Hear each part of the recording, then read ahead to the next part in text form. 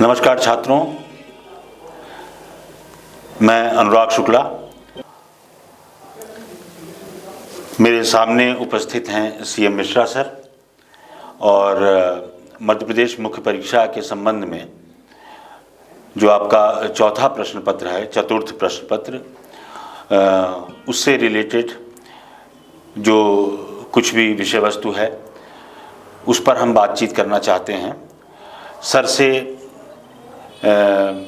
रूबरू होने का आज मुझे मौका मिला और उस संदर्भ में नीति शास्त्र सर का एक प्रमुख विषय रहा है। चौथे प्रश्न पत्र में एक टॉपिक है जिसमें महावीर स्वामी का जिक्र है और उन्हीं से रिलेटेड कुछ चीज़ पर हम बात करेंगे सर से। सर, स्वागत है आपका। नमस्कार। सर, जैन धर्म में एक बहुत बड़ा नाम है महावीर स्वामी का और उत्तर वैदिक काल के बाद जैन धर्म का जो उदय होता है वो जैन और बौद्ध धर्म के रूप में भारत का सबसे पुराना पुनर्जागरण आंदोलन भी माना जाता है उसे, जो सबसे प्रारंभिक पुनर्जागरण रहा है भारत का। तो मैं ये जानना चाहता हूँ सर कि महावीर जैन का जो दर्शन है वो क्या है, किस प्रकार का है? बहुत सारे लोग उसे जटिल भी बताते हैं, बहुत सारे लोग उसे सरल बताते हैं। क्या वास्तव में जीवन को सुधारने के लिए या जीवन को दिशा निर्देश देने के लिए महावीर जैन के इतने जटिल पक्षों को समझना जरूरी है, या क्या वो सही में जटिल है, या हमने उसको कम समझते हुए जटिल के रूप में आंक लिया है? मेरा मानना सिर्फ ये है, मेरा पूछना सिर्फ ये है कि थोड़ा सा इसको विस्तार से जरा दर्शन को सर मुझे समझाइए। तो सबसे पहले तो मैं बच्चों को या जो भी हमारे व्यूअर्स हैं उन्हें इंट्रोड्यूस कराना चाहूँगा। जो फोर्थ पेपर है हमारा, जी सर, जिसको हम एथिक्स का पेपर भी कहते हैं। जी। और अभी जो सिलेबस चेंज हुआ है, सिलेबस में जो बदलाव लाया गया उसमें एक पार्ट और जोड़ दिया गया है उद्यमिता के नाम से, तो पार्ट बी कर दिया गया। तो भारी बदलाव है ये। खैर, अभी जो आज का हमारा टॉपिक है वो पार्ट ए से संबंधित है। नॉर्मली जिसको हम एथिक्स के नाम से बोलते हैं या नैतिकता के नाम से बोलते हैं। तो फर्स्ट ऑफ ऑल तो सर, मैं जो भी हमारे व्यूअर्स हैं उनको ये बताना चाहूँगा कि ये जो सब्जेक्ट जिसको आप एथिक्स कहते हो, वो 3 विषयों का एक संयोजन है। अच्छा। इस एथिक्स में एक इंडियन एंड वेस्टर्न फिलॉसफी है, मतलब दर्शन शास्त्र भी आपको यहीं पढ़ लेना है एथिक्स में। इसके साथ साइकोलॉजी है कि आपकी मनोवृत्ति क्या है, एक एडमिनिस्ट्रेटर के तौर पर आप कैसा सोचोगे, ऐसी परिस्थितियां आ जाएंगी तो आप उनसे कैसे उबरोगे, कैसे रिएक्ट करोगे, ये साइकोलॉजी भी है। और साथ ही साथ एक गुड गवर्नेंस यानी एडमिनिस्ट्रेशन का टॉपिक भी है। Very good. तो कभी आपने गौर किया हो तो जो एथिक्स का पेपर है उसके ऊपर ये ऐसे दर्शन, मनोविज्ञान एवं लोक प्रशासन, ये 3 का हेडिंग लिखा हुआ है। 3 का एक संयोजन। बिल्कुल सही बात। तो ये एक व्यक्ति में इन तीनों प्रवृत्तियों का होना एक लोक सेवक के रूप में बहुत जरूरी है। अब बेसिक चीज ये है कि इस विषय की आवश्यकता क्यों पड़ी, जो एथिक्स के रूप में हम विषय पढ़ते हैं, इस विषय की जरूरत क्यों पड़ी। तो क्या है सर कि जो दुनिया है ये दुनिया 2 चीजों से चलती है। एक है भौतिकता और एक है आध्यात्मिकता। मटेरियल और मटेरियल एंड स्पिरिचुअल। ओके। और कई बार ऐसा लगता है कि भौतिकता के सुख के परे कुछ है नहीं, मतलब ईट ड्रिंक एंड मैरी ही लाइफ है। सही बात। इसके अलावा जीवन में कुछ है नहीं। लेकिन आप गौर करो तो हमारे जो ऋषि मुनि या हमारे जो विद्वान दार्शनिक रहे हैं वो इस भौतिकता से बहुत परे रहे हैं और बहुत आत्मिक संतोष में रहे। आज मतलब भौतिकता की मैंने सुना सर कि हमारे प्रधानमंत्री आदरणीय श्री नरेंद्र मोदी जी ने अभी अनाउंस किया कि कर्पूरी ठाकुर जी जो बिहार के कभी मुख्यमंत्री रहे थे, उन्हें 2 बार मुख्यमंत्री रह चुके हैं, उन्हें भारत रत्न पुरस्कार। जब मैं उनके बारे में पढ़ रहा था तो मुझे बहुत आश्चर्य हुआ कि ऐसे भी इंसान हो सकते हैं क्या। बिल्कुल। मतलब मुझे लगा कि उन्हें तो सिलेबस में शामिल किया जाना चाहिए। बिल्कुल सर। वो ऐसे व्यक्ति थे कि बीइंग अ चीफ मिनिस्टर, मुख्यमंत्री होते हुए भी वो रिक्शे पर विधानसभा या मुख्यमंत्री कार्यालय जाते थे। मतलब उनके पास सरकारी कार तक नहीं थी, बंगला तक नहीं था। जब मुख्यमंत्री पद उन्होंने छोड़ा तो इसके बाद फिर वही वापस अपनी झोपड़ी में चले गए।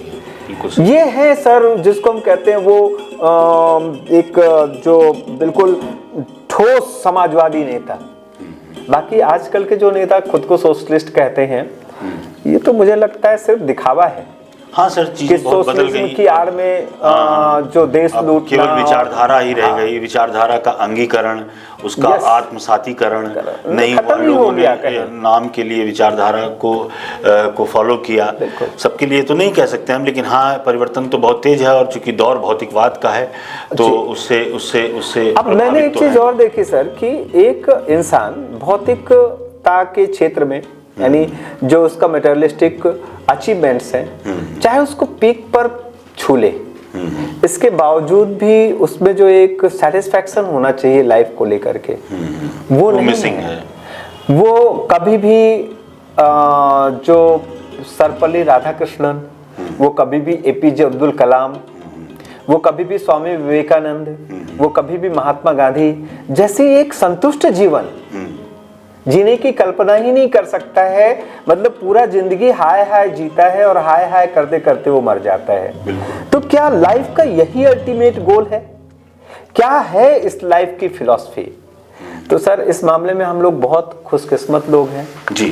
बहुत ही गॉड का हमारे साथ ब्लेस रहा है कि हमारे ऋषियों मुनियों ने सबसे ज्यादा काम इसी एक बेस्ट लाइफ की फिलॉसफी पर ही किया है, और उन्हीं का संकलन हमारे वेदों में, हमारे पुराणों में, उपनिषदों में, आरण्यों में, हमारा जिसको हम इंडियन फिलॉसफी कहते हैं, इंडियन फिलॉसफी में दिया गया है। तो सोचा गया जब ऐसा माहौल, सब इस तरह की चीजें आ रही थी कि व्यक्ति जो है वो IAS का एग्जाम पास करके भी और रेल की पटरी के सामने जाकर रेल के सामने जाकर वो सुसाइड कर रहा है, तो लगा कहीं ना कहीं कुछ प्रॉब्लम तो छूट रहा है, जो हम जिसको समझना। MPPSC की बात कर ले, यानी स्टेट PSC की बात कर ले, या UPSC की बात कर ले, यूनियन पब्लिक सर्विस कमीशन की बात कर ले। Union public service commission sir जो एग्जाम लेता है उसे दुनिया के टफेस्ट एग्जाम में से एक माना जाता है। और किस तरीके से वो परीक्षण नहीं करता है, आपके प्रीलिम्स एग्जाम के जरिए वो आपके नॉलेज को चेक करता है, आपके मेंस एग्जाम के जरिए वो आपकी जो पावर ऑफ एक्सप्रेशन, कि आप चीजों को कैसे एक्सप्रेस करते हो, आप वो चेक करता है, आपके इंटरव्यू के जरिए आपकी पर्सनालिटी को चेक करता है। लेकिन वही ढाक के 3 पात, जहां वो बच्चा IAS बनता है, इसके बाद वो उसी जुगाड़ में लग जाता है कि देश को कैसे लूटा जाए, देश को कैसे खाया जाए। हाँ, ये एक बड़ा सेटबैक है। एग्जामिनेशन प्रोसीजर पर हम क्वेश्चन मार्क नहीं लगा सकते, लेकिन ये जरूर है कि वो पर्सनालिटी फिर कहाँ चली जाती है, कहीं ना कहीं कुछ और शायद मुझे लगता है कि सर इसीलिए एथिक्स को कंपलसरी पेपर के रूप में इसी बात को ध्यान, इन्हीं सब बातों को ध्यान में रखते हुए संघ लोक सेवा आयोग ने डिसाइड किया कि इन चुनौतियों से कैसे उबरा जाए।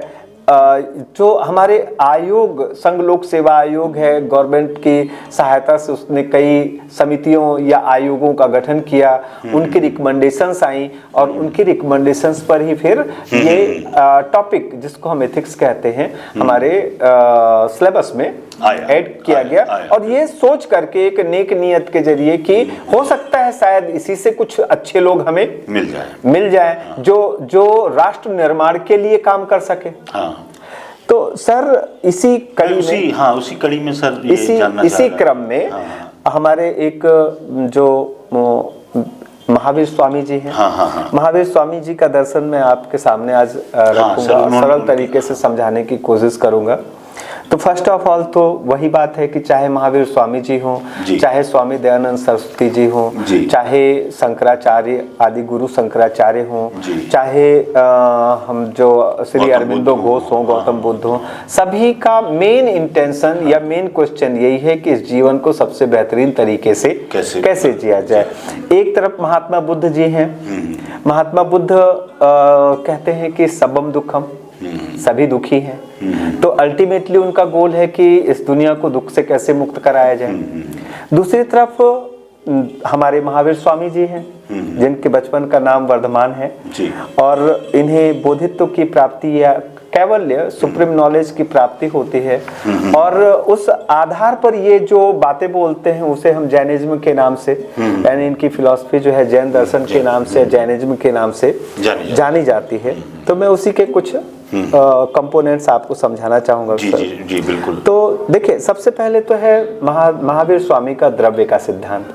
जी सर। तो द्रव्य सिद्धांत के अंतर्गत ये बताते हैं कि जो सृष्टि है, ये सृष्टि 6 मूलभूत तत्वों से बनी है। अच्छा, पदार्थ। जैसे हिंदू दर्शन है, हिंदू दर्शन कहता है कि पंच तत्वों से निर्मित है ये पूरी सृष्टि, क्षिति जल पावक गगन समीरा। जी।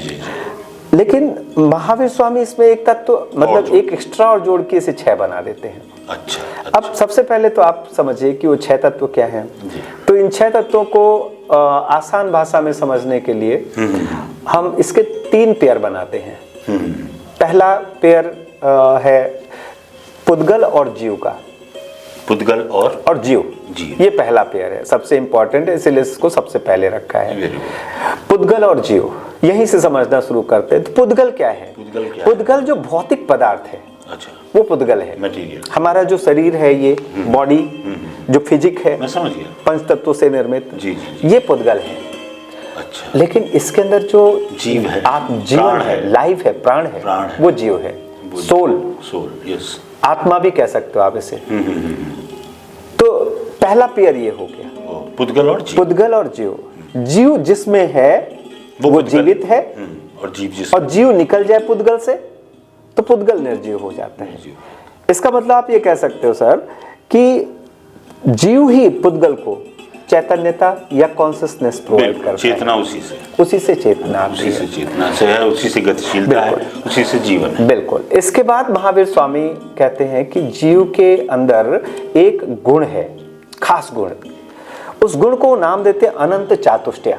ओके, अनंत चातुष्टय का नाम देते हैं। यानी 4 चीजें बताते हैं कि जीव में एक पोटेंशियल है, एक क्षमता है। हम सबके अंदर एक ऐसी क्षमता पाई जाती है कि हम इस जीवन को बेहतर बनाने के लिए 4 जो अल्टीमेट गोल हैं उनको प्राप्त कर सकते हैं। तो पहला गोल उन्होंने कहा अनंत ज्ञान।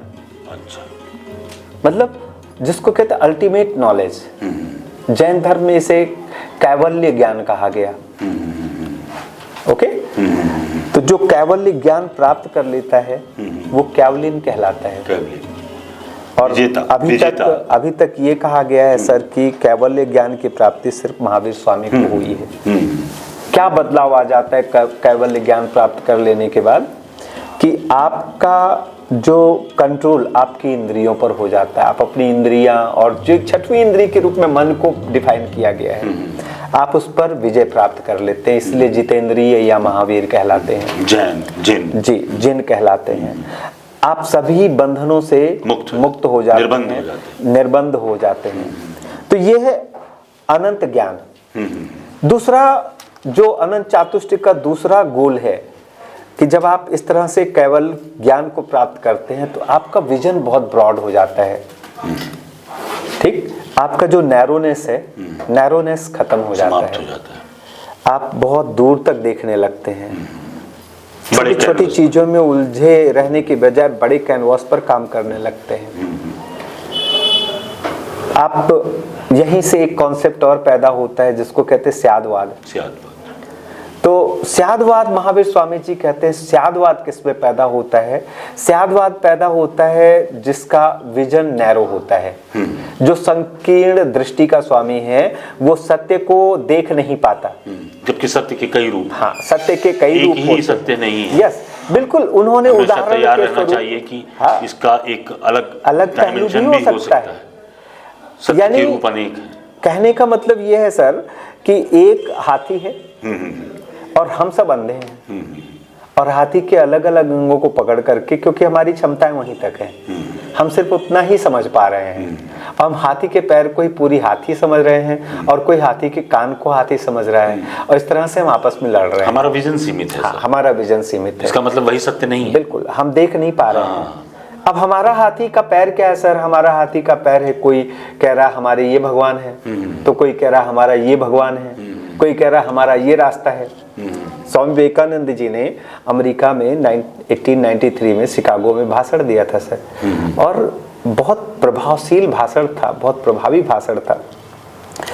उन्होंने अपने भाषण में यही बात कहा था ना, सिर्फ एक लाइन अगर मैं उसको समराइज करूं उनके पूरे स्पीच को, तो यही था कि अलग अलग दिशाओं से अलग अलग नदियां आ सकती हैं, लेकिन उनका सबका डेस्टिनेशन एक ही होता है। ये बात बहुत बड़ी बात है। ये बात वही समझ सकता है सर जिसे कैवल्य ज्ञान प्राप्त हो चुका हो। सही बात है। तो यूटिलाइजेशन क्या है इसका? यूटिलाइजेशन क्या है? तो जैसा मैंने पढ़ा है, एक विद्वान फ्रेंच स्कॉलर अगस्ट कॉम्ट हुए, तो अगस्ट कॉम्ट ने एक मेंटल यूनिटी की बात की थी सर, कि अगर आपका विजन पॉजिटिव होगा, अगर आपका विजन ऑब्जेक्टिव होगा, तो आप हम सब में एक मेंटल स्टेट ऐसी आएगी जिसको पॉजिटिव स्टेट बोलेंगे, साइंटिफिक स्टेट बोलेंगे। हम में मेंटल यूनिटी कायम होगी, मतलब जैसा आप सोच रहे होगे वैसा ही मैं सोच रहा हूँ, और इस मानसिक रूप से हम मानसिक एकता होगी। और तब उस स्थिति में ना हमारे आपके बीच में कोई द्वंद्व नहीं होगा, कोई द्वंद्व नहीं होगा, हमारे बीच में लड़ाई नहीं होगी, हमारे बीच में झगड़ा। ऐसी ही स्थितियों को जो अगस्ट कॉम्ट फेस कर रहा था 18th सेंचुरी में, ऐसी ही स्थितियों को महावीर स्वामी जी फेस कर रहे थे 6th सेंचुरी बीसी में। बिल्कुल कि वैदिक कर्मकांड का बोलबाला था, लोगों का जीवन बहुत ही कॉम्प्लिकेटेड हो चुका था, और उनके सलूशन के तौर पर नए नए हाथी के पैर आए जा रहे थे। कोई कह रहा था ये अच्छा है, कोई कह रहा था ये अच्छा है। ऐसे समय में उन्होंने कहा कि ये सब नैरोनेस है। सही बात है। सत्य केवल इतना ही नहीं है, सत्य इसके बियॉन्ड है। सत्य इसके बियॉन्ड है, और उसके लिए अनंत दृष्टि चाहिए। तो दूसरा अनंत यानी इनफाइनाइट विजन। तो पहला इनफाइनाइट नॉलेज, दूसरा इनफाइनाइट विजन, तीसरा जो उन्होंने इनफाइनाइट ये कहा, ये गुण है आपकी आत्मा का। मतलब ये नहीं कहा कि ये गोल है, उन्होंने कहा ये आपकी सोल का गुण है। मतलब अगर थोड़ा आप उस दिशा में ध्यान दो ना, तो वो इस पर काम करेगा, सोल आपका वैसे ही चलेगा, उसको निखारेगा। तीसरा उन्होंने कहा अनंत वीर्य। अनंत वीर्य का मतलब होता है इनफाइनाइट क्रिएटिविटी, कि हम सब वी आर क्रिएटिव एनिमल। हम सभी बहुत ही सृजनशील हैं। हमेशा हम कुछ न कुछ नया करने का, कुछ इनोवेटिव करने का कोशिश करते रहते हैं, है ना। और सबसे अल्टीमेट गोल है सर अनंत सुख। इसके बाद आप देखो, हर कोई इंसान ना अल्टीमेटली क्या चाहता है, हर जगह किसी भी रिश्ते से क्या चाहता है, शांति चाहता है, किसी भी भोजन से क्या चाहता है, सौहार्द चाहता है। कहीं काम, कोई काम हो उसका, जहां वो उसका वर्क प्लेस हो, वहां क्या चाहता है? अल्टीमेट खुशी तो चाहता है, बिल्कुल, कि भाई एक ऐसा माहौल रहे कि हम यहाँ खुश रहें, है ना। बिल्कुल, यही तो चाहता है हर जगह। अपने लिए सम्मान चाहता है, प्रसन्नता चाहता है, रिकॉग्निशन चाहता है, तो यही चाहता है, खुशी चाहता है। लेकिन फाइनली ये चाहता है तो इतनी प्रक्रिया से गुजरना पड़ेगा उसको। महावीर जैन ये कहते हैं, महावीर स्वामी ये कहते हैं। ये अभी पहले प्रक्रिया की बात नहीं आई सर, अभी प्रक्रिया की बात नहीं है। अभी तो ये बात है कि हमारे आत्मा का ये 4 पहचान की बात है, जिसे आपको पहचानना होगा। इसके आधार पे आप प्रक्रिया पर, अब इसके आधार पर तो अब क्या है सर कि इन चारों चीजों को प्राप्त करने के लिए, इन चारों चीजों का अनंत यानी इनफाइनाइट लेवल तक ले जाएगा जो ना, वही कैवल्य होगा। उसी को कैवल्य कहा जाएगा, कि हमारे शब्दों में कहा जाए तो उसे मोक्ष प्राप्त हो जाएगा। जीवित रहते हुए मोक्ष प्राप्त हो जाएगा। वही गौतम बुद्ध का जो निर्वाण है। हाँ, निर्वाण है। हिंदू धर्म में जो मोक्ष है, वही कि बूंद समानी समद माँ, समद अनंत है, बूंद समानी समद माँ तो कद खोजी जाए। तो फिर अगला प्रश्न उठता है सर कि इसमें क्या प्रॉब्लम क्या है। तो वो कहते हैं, फिर 2 तत्व और जोड़ देते हैं, फिर वो कहते हैं धर्म अधर्म। तो अब 4 तत्व हो गए इस सृष्टि की रचना। अब देखें तो 4 तत्व हो गए। एक हो गया जीव पुद्गल, दूसरा हो गया धर्म अधर्म। तो धर्म क्या है सर? तो जो हमारे इन अनंत चातुष्टयों के मार्ग में सहायक हो, इन अनंत चातुष्टयों को प्राप्त करने की दिशा में हमारे लिए सपोर्टिव हो, वो धर्म है। और जो हमें इनसे बाधा पैदा करे, जो हमें इनसे दूर ले जाए, वो अधर्म है। अब 2 और तत्व हैं, काल और स्पेस यानी स्थान या आकाश कह सकते हो। तो इसमें तो कुछ बात है नहीं सर कि हर चीज समय और परिस्थितियों से निर्धारित होती है, बनी हुई है, बंधी हुई है। हर चीज का काल और स्थान विशेष में कुछ अलग महत्व होता है। तो ये 6 चीज मिलकर के सृष्टि का निर्माण करते हैं। बहुत अच्छा। अब महावीर स्वामी इसके आगे बोलते हैं कि लेकिन इसमें सबसे बड़ी दिक्कत जो है, ये हमारी ये काया यानी पुद्गल है।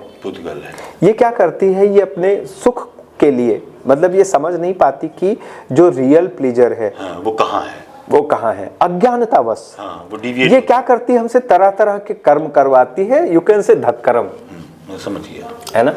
और हम कर्म बंधन में बंधते चले जाते हैं। कर्म बंधन से ये जो मुक्ति है, कर्म बंधन से मुक्ति प्राप्त करना ही कैवल्य की प्राप्ति है। जिस दिन आप ये मुक्ति प्राप्त कर लेंगे, उस समय आप अनंत चातुष्टय को पालेंगे। अब मेन बात यह है कि कैसे पाएं इसे। तो महावीर स्वामी जो हैं, स्वामी जी बताते हैं कि इसके लिए दो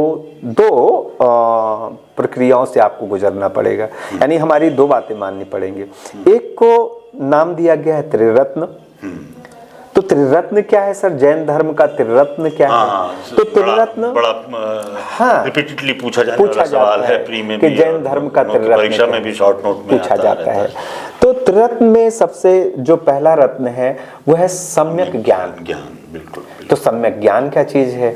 तो सर जैसा अभी मैंने आपको बताया कि कोई भी व्यक्ति ज्ञान प्राप्त करे, केवलिन को छोड़ के, जो अरहत हैं, अरहत मतलब तीर्थंकर्स हैं, उनको छोड़ करके अन्य का ज्ञान, तो महावीर स्वामी मानते हैं कि वो नैरो है, मतलब उसमें दम नहीं है।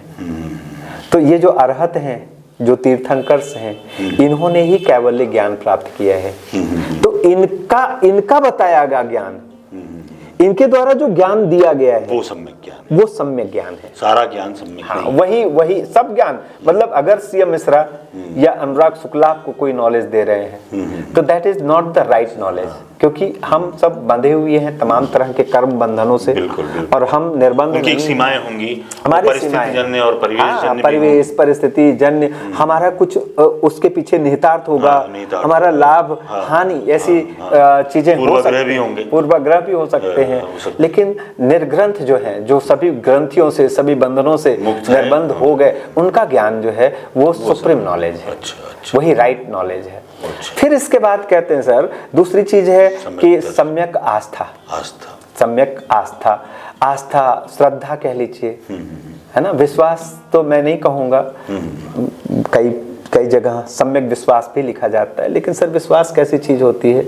विश्वास बहुत टेम्परेरी कॉन्सेप्ट है कि विश्वास तो टूट जाता है, और जो टूट जाए उसी को विश्वास कहते हैं। सही बात। आस्था कभी टूटता नहीं है। कहते हैं ना, मेरा उनसे विश्वास उठ गया। जो कभी ना उठे वो आस्था होती है, बहुत अच्छा, वो श्रद्धा होती है। तो सम्यक आस्था या सम्यक श्रद्धा कह सकते हो आप। तो क्या सम्यक, कभी भी जो आपको ज्ञान दे रहा हो उस पर डाउट मत करना। यहाँ हम आप व्यूअर्स से बात कर रहे हैं, तो ठीक है, आपके पास डाउट करने के लिए दुनिया में बहुत सारी चीजें हैं, लेकिन हम निस्वार्थ भाव से आपको कुछ समझाना चाह रहे हैं, अपना समय खोटा कर रहे हैं यहाँ बैठ करके आपके लाभ के लिए, किससे आपको कुछ बेनिफिट मिले, आपके जो विजन क्लियर हो, आपका सब्जेक्ट पर पकड़ लगे। अगर संशय होगा तो चीजें आप तक पहुंच भी नहीं पाएंगी। बीच में ही कहीं ट्रांसमिशन का जो वो क्या बोलते हैं, एक लगा देते हैं तो अपना इंस्ट्रूमेंट काम करना बंद कर देते हैं। बिल्कुल। तो वो जो बैरियर तो संशय नहीं होगा। तो दूसरी अपने अरहतों पर, अपने तीर्थंकरों पर हाँ। आपको पूर्ण विश्वास होना चाहिए, पूरी श्रद्धा होनी चाहिए, पूरी आस्था होनी चाहिए। और तीसरा आचरण, उन्होंने जो बताया है कि ऐसा आचरण करो, आपको उसको मानना चाहिए। सम्यक आचरण, ये त्रिरत्न है। अब सर बात इससे स्पष्ट नहीं होती, आचरण में क्या है? तो फिर वो पंच महाव्रत यानी 5 वोव्स बताते हैं, ग्रेट वोव्स कहते हैं जिन्हें। अच्छा। तो उनका भी पालन आपको करना होगा। तब आपकी आत्मा कर्म बंधनों से मुक्त होकर के और जो अनंत चातुष्टय को प्राप्त करके और वो परम सुख जिसको हमारे हिंदू दर्शन में सच्चित आनंद कहा गया है, वहां तक आप पहुंच, वो सुख प्राप्त कर पाएंगे। तो इसमें पहला है सत्य। हमेशा इसमें तो कोई डाउट है ही नहीं कि हमेशा सत्य का बोलबाला और झूठे का मुंह काला। झूठ पर दुनिया नहीं जी जाती है सर, सही बात है। सच पर ही, और सच्चाई को हम सबको एक्सेप्ट करना चाहिए। और कई बार कैसा होता है कि कुछ अच्छी चीजें जो औषधियां होती हैं कड़वी होती हैं, लेकिन बाद में एक लॉन्ग टर्म में लिए वो बहुत बेनिफिशियल या फ्रूटफुल होते हैं। तो उसी तरह से सच्चाई भी कई बार कड़वी हो सकती है। दूसरी बात उन्होंने कही कि कभी भी हमें हिंसा का सहारा नहीं लेना चाहिए। अहिंसा की बात, और बहुत ब्रॉड लेवल पर हिंसा को डिफाइन किया है सर। हिंसा में कहा है मनसा वाचा कर्मणा, मतलब किसी के लिए भी मन में भी आप दुराग्रह मत रखो। वचन से आप किसी को ठेस मत पहुंचाओ, अपनी बोली वाणी से।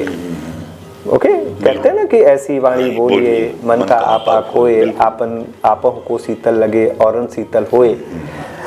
तो ये और कर्मणा, तो कर्म तो ऐसे अपने कर्म प्रधान विश्व करी राखा, तो कर्म तो है ही। इसके बाद अगला है अस्तेय। तो अस्तेय का मतलब सर बहुत ब्रॉड है।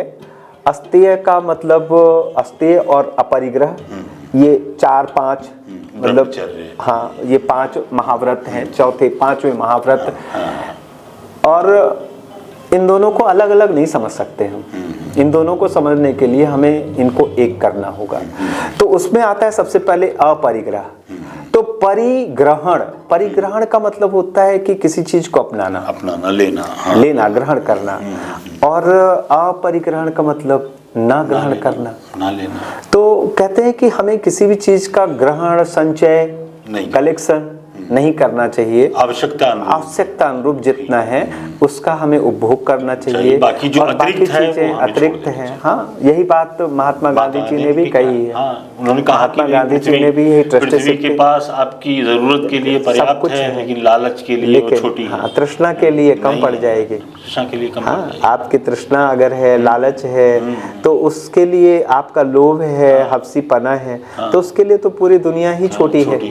बाकी प्रकृति के पास पूरी पॉपुलेशन के लिए पर्याप्त है।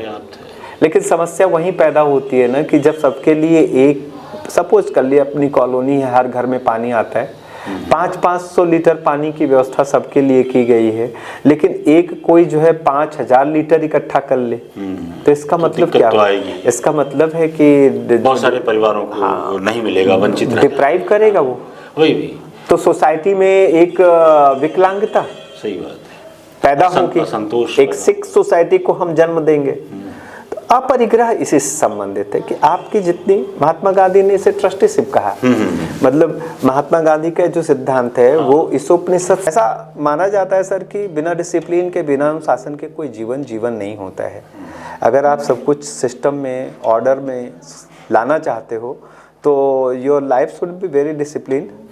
आपके खाने का, उठने का, बैठने का, सोने का एक लॉ होना चाहिए, एक नियम होना चाहिए, कुछ जीवन के कुछ सिद्धांत होने चाहिए। तो ये इन 5 तत्व जीवन के, आदर्श जीवन के दिए गए हैं। और अगर हम ये सत्य, अहिंसा, अपरिग्रह, अस्तेय और ब्रह्मचर्य का अपने जीवन में पालन करते हैं, और साथ ही साथ अपने जो गुरु हैं, अपने जो अरहत हैं, अपने जो तीर्थंकर्स हैं, उनके द्वारा बताए गए मार्ग का अनुसरण करते हैं, परिपालन करते हैं, तो निश्चित रूप से हमें जो लाइफ में जो आत्मा है, इस आत्मा को अनंत चातुष्टय की प्राप्ति होगी और उसी के फलस्वरूप हम कर्म बंधनों से मुक्त होंगे। यही पूरा दर्शन है और इसका जो सोशल इम्प्लीमेंट है या सोशल जो इसका इम्पैक्ट है वो ये है सर कि अगर हमें अनंत ज्ञान की प्राप्ति होगी तो हमारे बीच के जो कन्फ्यूजन्स हैं, जो हमारे बीच के कॉन्फ्लिक्ट्स हैं, हमारे बीच के मतभेद हैं, वो सब मिट जाएंगे। और अगर वो मिट जाएंगे तो ऑब्वियसली जो एक स्वस्थ समाज की स्थापना करके जिस किसी ने भी रचयिता ने, रचनाकार ने इस धरती को बेहतरीन बनाया है, हम भी एक सुलभ सहज जिंदगी जी सकेंगे और परम सुख की प्राप्ति कर सकेंगे। यही इसका परम उद्देश्य है। तो इसी के साथ आप उम्मीद करते हैं कि आप सब लोग हमसे इसी तरह व्यूअर्स जुड़े रहेंगे और हम इस नए चैनल के जरिए ऐसे ही लाभदायी और ज्ञानप्रद कंटेंट डे बाय डे आपके सामने लेकर आएंगे। तो नमस्कार, फिर मिलेंगे अगले एपिसोड में।